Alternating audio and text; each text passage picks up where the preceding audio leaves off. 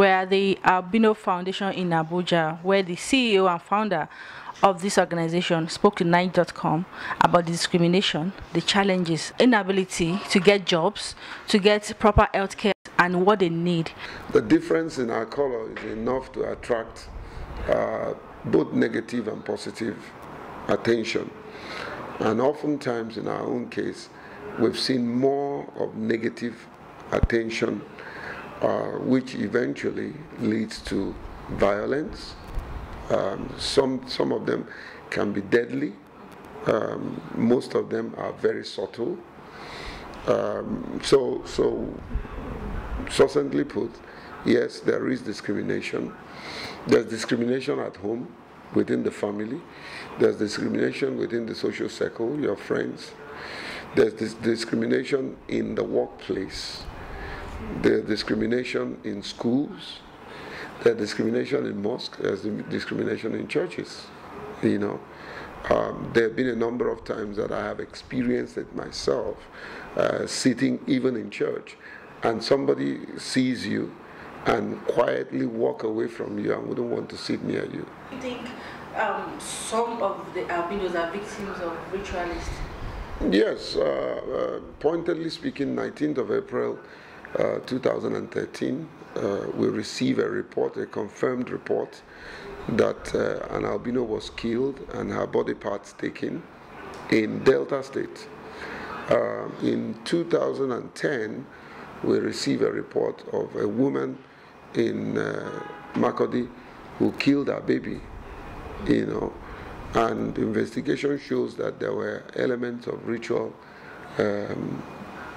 practices by herself and her husband. There's a coordinator of mine that escaped being kidnapped.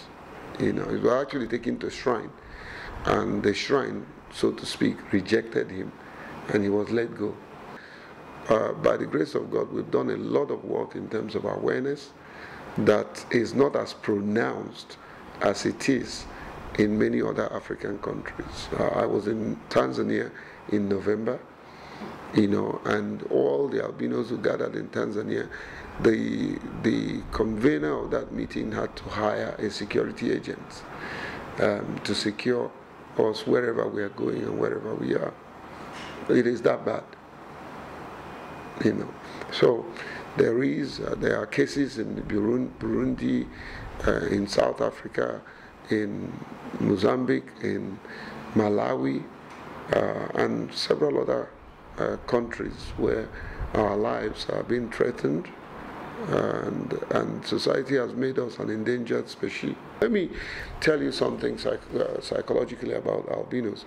It is not the overt discrimination that bothers us. We can deal with it. It is the covert discrimination, the subtle one, the conservative one, the one that the person doesn't have the audacity to come before you and do, but pretend behind you to do that you are accepted, but meanwhile in their hearts you're not accepted.